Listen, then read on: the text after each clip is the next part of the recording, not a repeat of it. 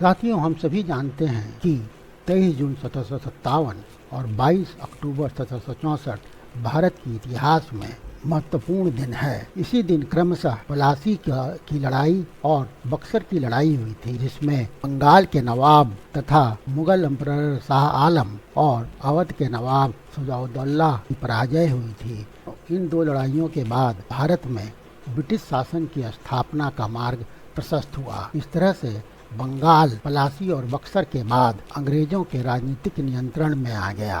इन लड़ाइयों के पश्चात बंगाल और वहाँ के लोगों की व्यवस्थित आर्थिक शोषण के दरवाजे खुल गए। यहाँ पर प्रश्न यह है कि अंग्रेज बंगाल में ही क्यों ज्यादा इंटरेस्टेड थे, जबकि उनकी अपनी कई फैक्ट्रियां बॉम्बे और मद्रास में भी स्थापित थी। यह महत्वपूर्ण प्रश्न है जिसका उत्तर हम लोग इस वीडियो में देखेंगे। दूसरा महत्वपूर्ण प्रश्न है, क्या आप जानते हैं कि पलासी से पहले भी अंग्रेज बंगाल पर राजनीतिक नियंत्रण चाहते थे?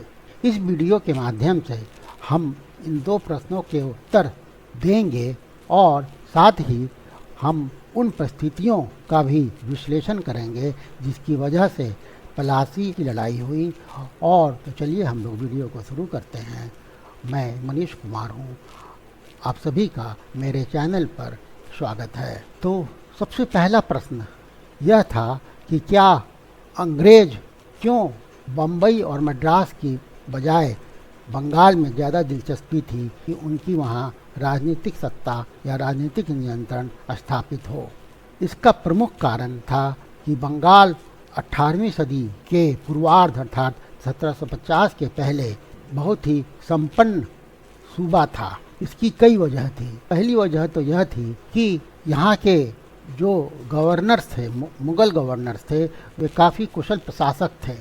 इनमें मुर्शीद कुली खां से यह शुरू होते हैं और अलीवर्दी खां तक जितने भी गवर्नर हुए 1701 से लेकर के 1756 के बीच में, वे काफ़ी कुशल गवर्नर थे। इन्होंने बंगाल की आर्थिक स्थिति को काफ़ी सुदृढ़ किया अपनी नीतियों की वजह से। दूसरा इसका कारण यह था कि बंगाल सापेक्षिक दृष्टि से एक शांत प्रदेश था, शांत सूबा था।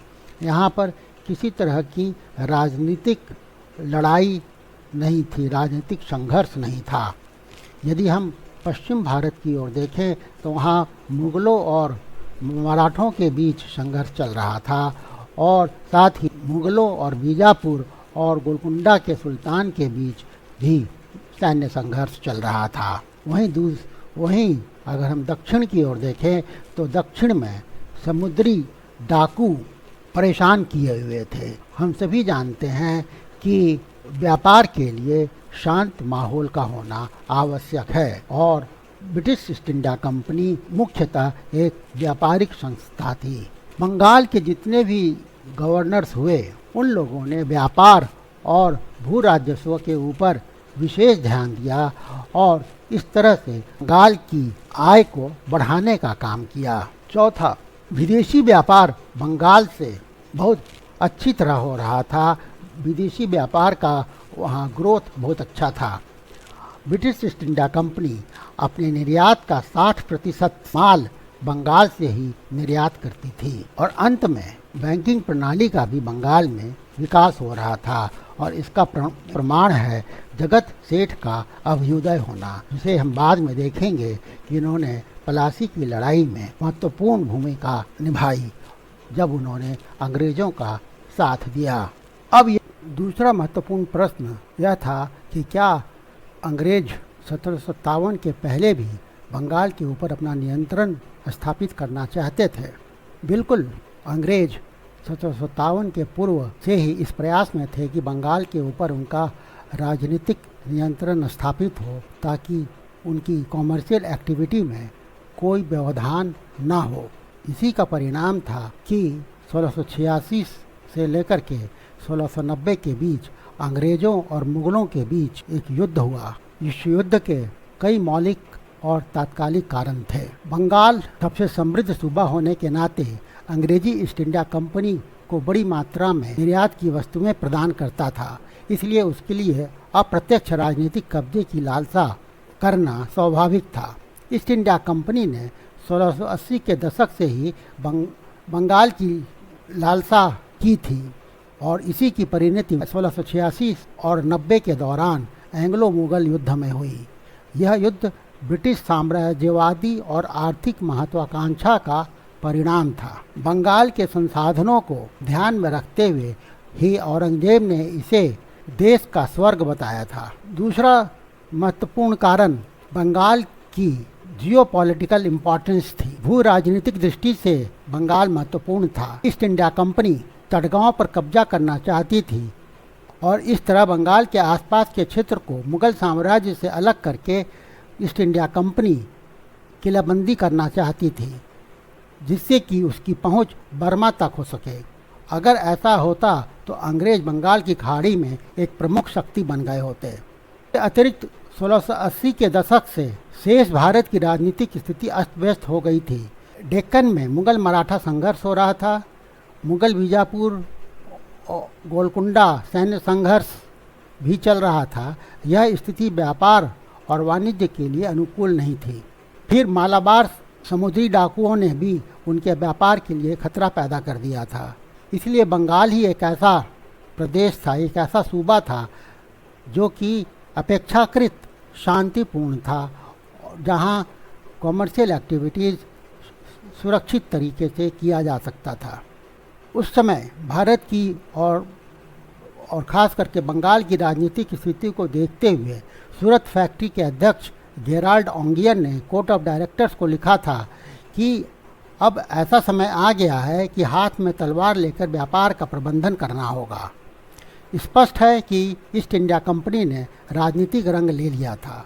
1689 में कोर्ट ऑफ डायरेक्टर्स की भी एक डायरेक्टिव इस बात को अफर्म करती है, इसकी पुष्टि करती है। सर जोसिया चाइल्ड, जिनका कोर्ट ऑफ डायरेक्टर्स पर प्रभाव था, ने भारत में बड़े और सुरक्षित प्रभुत्व के लिए सेना के उपयोग की शुरुआत की थी। जोसिया चाइल्ड के ही भाई और बम्बई के गवर्नर सर जॉन चाइल्ड ने इसे इम्प्लीमेंट करना शुरू किया था। एंग्लो मुगल वार का जो इमीडिएट कॉज था या तात्कालिक कारण था, वह था पूरे बंगाल में व्यापार के विशेषाधिकार के विस्तार के लिए अंग्रेज़ों की मुगल गवर्नर शाइस्ता खां के साथ बातचीत चल रही थी और इस बातचीत का नेतृत्व इंग्लिश ईस्ट इंडिया कंपनी की ओर से विलियम हेज कर रहा था। लेकिन यह बातचीत असफल हो गई और इसके बाद बंगाल के गवर्नर ने उत्तर पूर्व में टैक्स 2% से बढ़ा करके 3.5% कर दिया। अंग्रेज़ों ने इसे भुगतान करने से इनकार कर दिया और यह युद्ध शुरू होने का तात्कालिक कारण बना।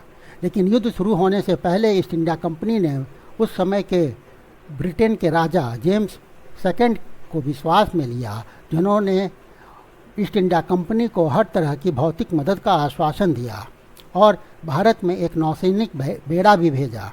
युद्ध के दौरान अंग्रेज़ों ने पश्चिमी तट के मुगल बंदरगाहों पर नाकाबंदी कर दी और मक्का जाने वाले मुगल जहाज़ों को अपने कब्जे में ले लिया। लेकिन इसके बाद भी तटगांव पर अंग्रेज़ों का कब्जा नहीं हो सका। इस बीच मुगल सम्राट औरंगजेब ने हस्तक्षेप किया और महत्वपूर्ण कंपनी जनरलों को बंदी बनाकर सभी कारखानों पर कब्जा कर लिया। कंपनी फिर से विनम्र याचिकाकर्ताओं में बदल गई। सर जॉन चाइल्ड ने माफ़ी की भीख मांगी, जिसे मंजूर कर लिया गया और इस तरह से 1690 में यह युद्ध समाप्त हुआ। लेकिन अंग्रेज़ों को अपमानजनक समझौते को स्वीकार करना पड़ा, जिसके तहत कंपनी मुआवजे के रूप में 1.5 लाख रुपए मुगलों को देने के लिए सहमत हुई। सर जॉन चाइल्ड को बम्बई के गवर्नर पद से हटा दिया गया। सभी मुगल जहाज़ों को वापस कर दिया गया। इसके बाद 1691 में बंगाल के गवर्नर इब्राहिम खान ने अंग्रेज़ों को हर साल 3000 रुपये के भुगतान पर एक फरमान द्वारा बंगाल में व्यापार करने का विशेषाधिकार दिया। उसी के बाद 1696 में शोभा सिंह के विद्रोह के बाद कंपनी को अपने कारखानों को, अपने फैक्ट्रियों को किलेबंदी करने का अधिकार दिया गया। 1698 में पिछले जमींदार सवर्णा चौधरी को 1200 रुपये का भुगतान करके कंपनी को सुतनुती गोविंदपुर और कोलकाता के 3 गांवों की जमींदारी दी गई और 1717 में बंगाल, मद्रास और मुंबई के शुल्क मुक्त व्यापार अर्थात फ्री ट्रेड के लिए मुगल इम्परर शाह फर्रुखियर का फरमान आया। इस फरमान में अंग्रेजों को सिक्के ढालने का भी अधिकार दिया। चलिए अब हम लोग देखते हैं कि किन परिस्थितिवश प्लासी की लड़ाई हुई। 1756 में सिराजुद्दौला बंगाल का नवाब बना। अलीवर्दी खां की मृत्यु के बाद सिराजुद्दौला समय के अनुकूल शासक नहीं था।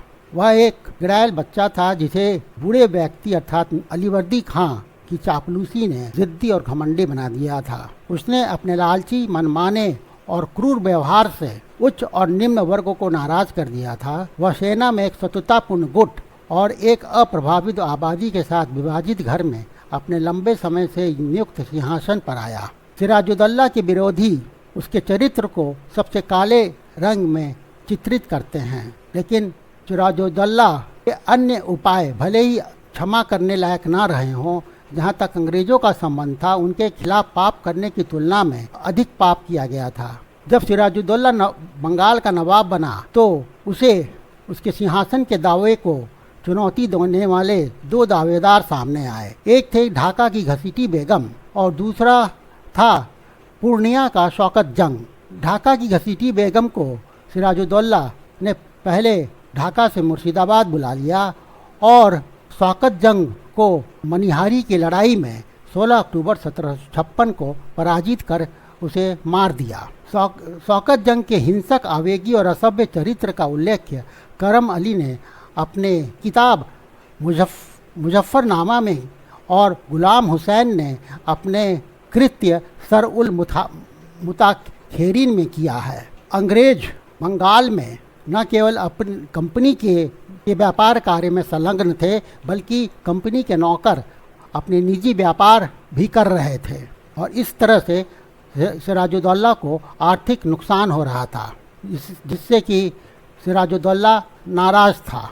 साथ ही ब्रिटिश ईस्ट इंडिया कंपनी ने घसीटी बेगम के दावों को परोक्ष रूप से समर्थन दिया और सिराज द्वारा सट्टेबाजी के आरोप में कैद किए गए राजबल्लभ के बेटे कृष्णदास जैसे राजनीतिक अपराधियों को शरण दिया, जिससे कारण सिराजुद्दौला अंग्रेजों से नाराज था।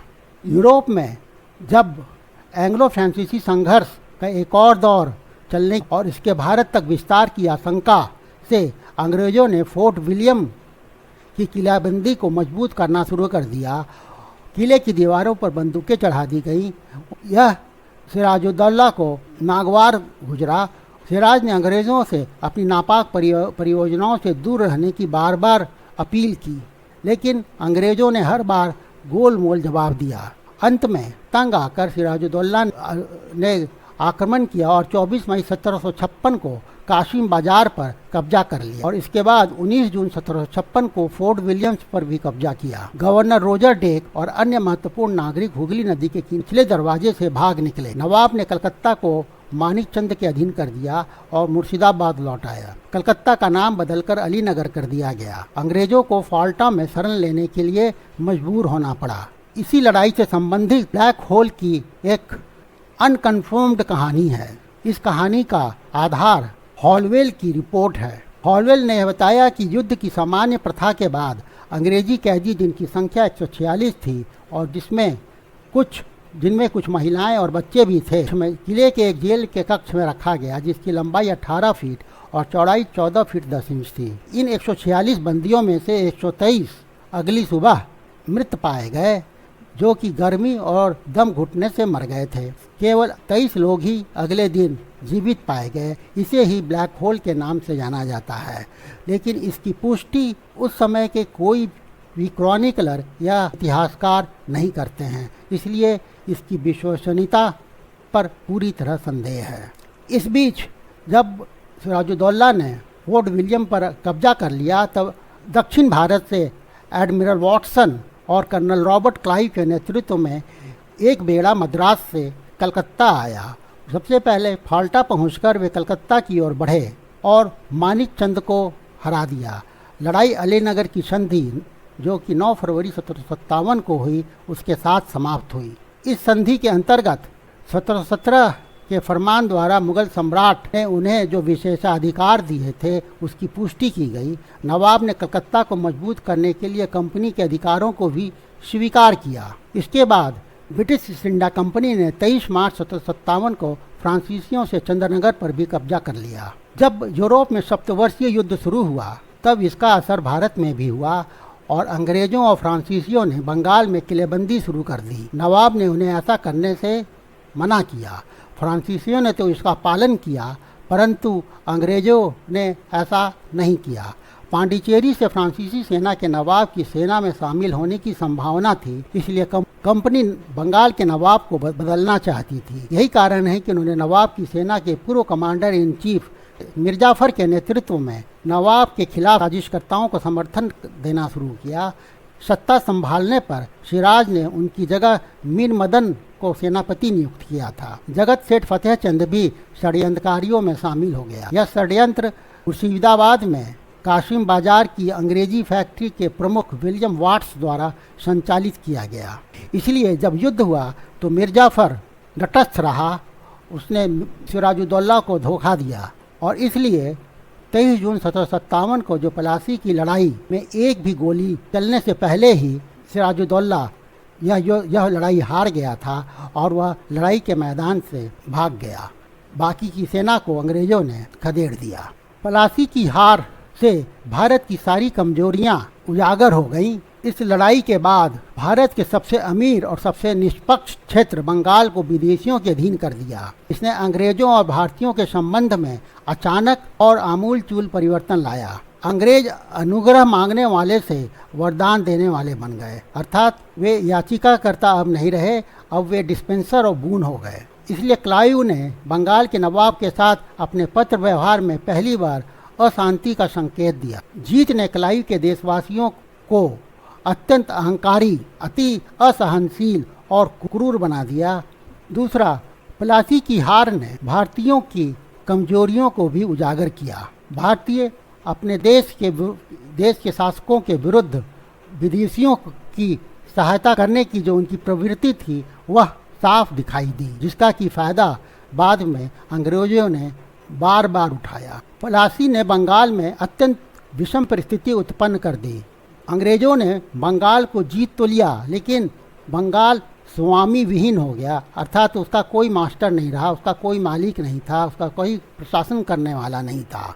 नवाब के सभी अधिकार खत्म हो गए थे। ईस्ट इंडिया कंपनी यह एक व्यवसायिक संस्था थी जो राजनीतिक और प्रशासनिक कार्यों के लिए संगठित नहीं थी। नतीजा यह हुआ कि बंगाल में पूरी तरह से अराजकता थी।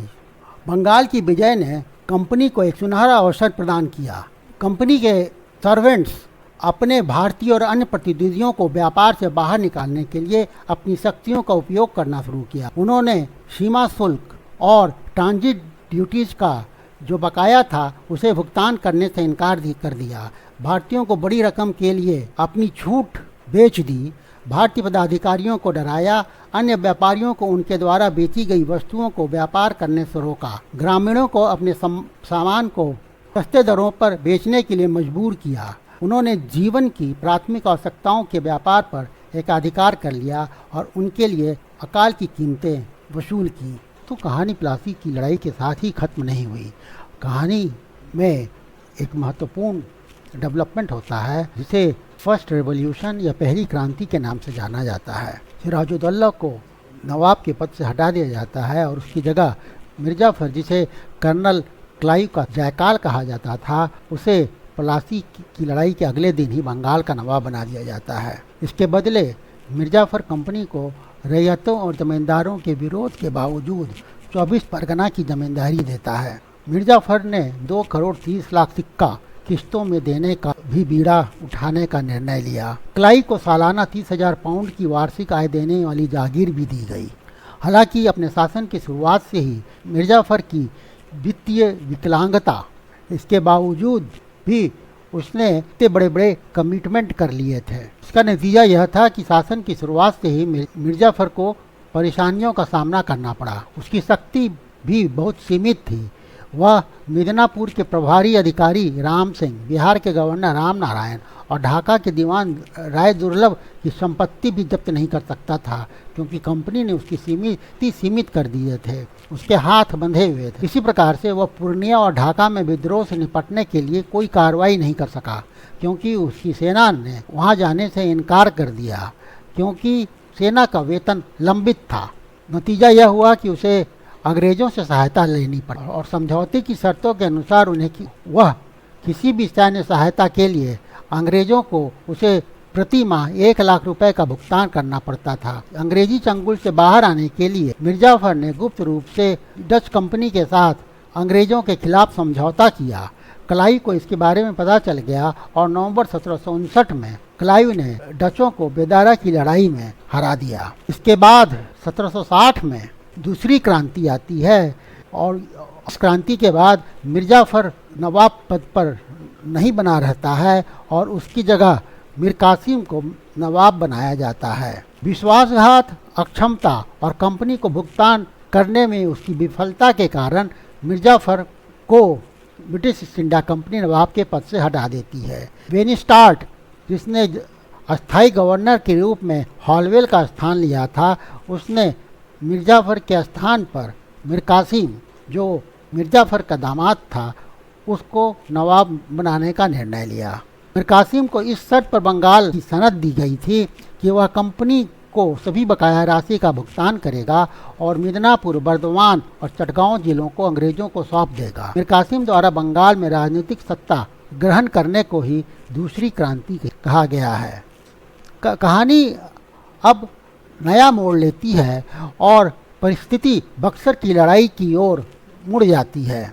मीर कासिम अपनी राजनीतिक स्वतंत्रता चाहता था और इसे हासिल करने की कोशिश में उसे अंग्रेजों के आमने सामना होना पड़ा। खुद को अंग्रेजों की सीमा से बाहर करने के लिए मीर कासिम ने अपनी राजधानी मुर्शिदाबाद से बदलकर मुंगेर कर दी। साथ ही मीर कासिम ने अपनी सेना का आधुनिकीकरण यूरोपीय मॉडल पर करना शुरू कर दिया। उसने आर्मेनिया के गुरगीन खां को सेना के कमांडर इन चीफ के रूप में नियुक्त किया और अपनी सेना को मजबूत करने का प्रयास किया। इसी प्रकार से एक अन्य आर्मेनिया के नागरिक वाल्टर रेनहार्ड को उसने बंगाल की सेना को यूरोपीय मॉडल पर प्रशिक्षित करने के लिए नियुक्त किया था। उसी प्रकार से एक अन्य आर्मेनियाई को उसने अपनी सेना को तोपखाने के उपयोग में प्रशिक्षित करने के लिए नियुक्त किया। कंपनी के अंग्रेजी नौकरों द्वारा जो महत्वपूर्ण डेवलपमेंट हुआ वह था व्यापार को लेकर के, जिसने बक्सर की लड़ाई को अवश्यंभावी बना दिया। कंपनी के अंग्रेजी नौकरों द्वारा दस्तक के दुरुपयोग, कंपनी के एजेंटों और उनके गुमास्तों के अभद्र व्यवहार और नवाब पर अधिकारियों की कभी कभी पिटाई को मीर कासिम द्वारा नज़रअंदाज नहीं किया जा सकता था। पटना में अंग्रेजी कारखाने के प्रमुख एलिस ने एक आर्मेनियाई को गिरफ्तार इसलिए किया क्योंकि उसने नवाब के निजी उपयोग के लिए सॉल्ट पीटर खरीदा था। 1762 में मीर कासिम ने गवर्नर वेनिस्टार्ट को पत्र लिखकर कंपनी के कर्मचारियों के व्यवहार के खिलाफ शिकायत की और इनलैंड व्यापार अर्थात अंतर्देशीय व्यापार के मुद्दे को सुलझाने की भी मांग की, लेकिन इसका कोई खास परिणाम नहीं निकला और रिश्ते बंगाल के नवाब और ईस्ट इंडिया कंपनी के बीच तनावपूर्ण बने रहे। विरोध और अनुरोध विफल होने पर मीर कासिम ने अपनी प्रजा को बर्बादी से बचाने के लिए सभी के अंतर्देशीय व्यापार को शुल्क मुक्त कर दिया अर्थात फ्री कर दिया।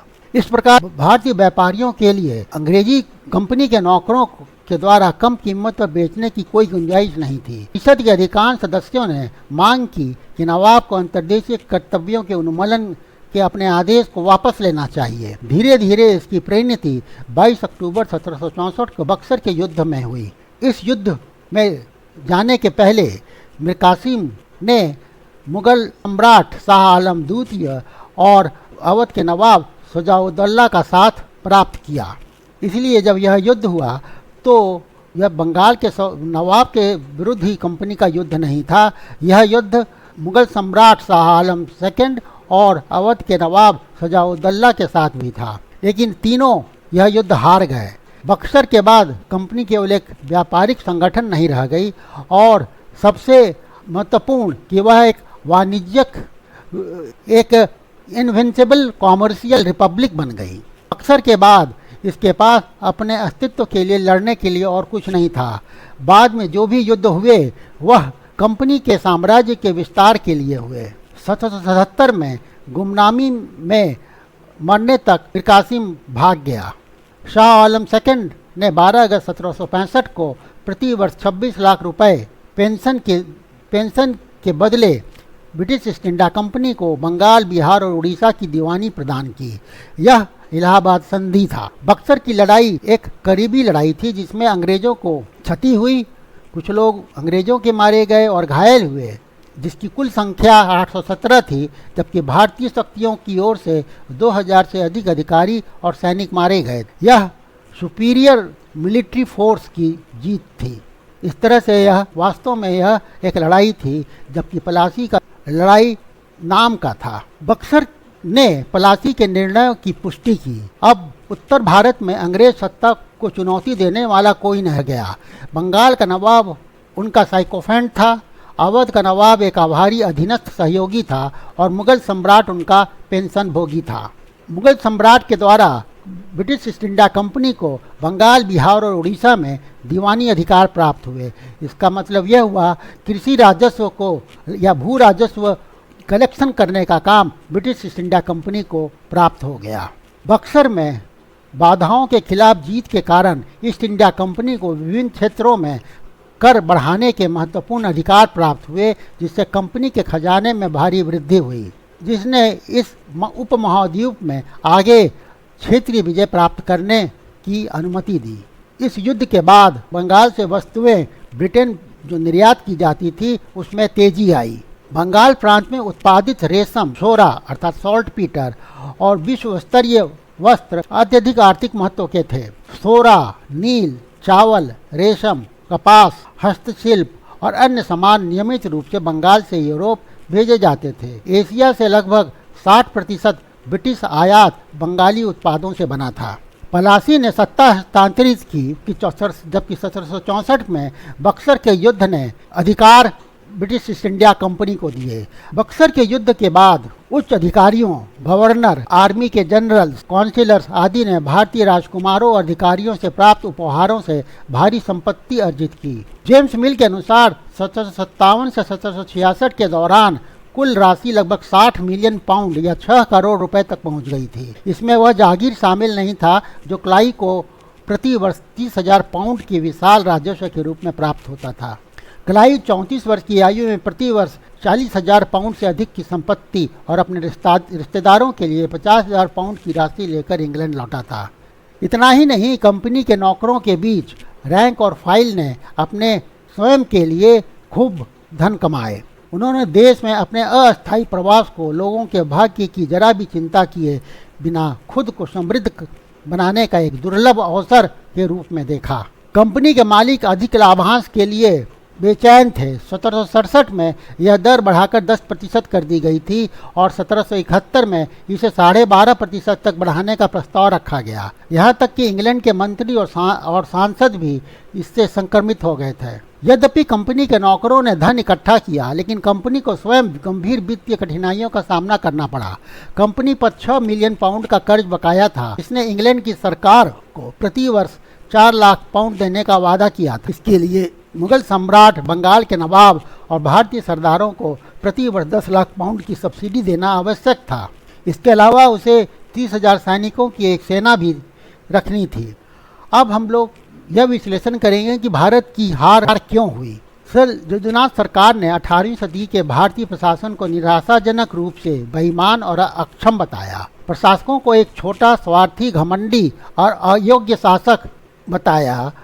इसमें कोई संदेह नहीं कि उनमें नैतिकता और राजनीतिक ज्ञान की कमी थी। उन्होंने अपने व्यक्तिगत हितों को किसी महान उद्देश्य के अधीन करना नहीं सीखा था। हालांकि उनमें से कई लोग निडरता से बहादुर, अथक, साधन संपन्न, शांत स्वभाव वाले और पीड़ा सहने के लगभग असीमित क्षमता वाले थे।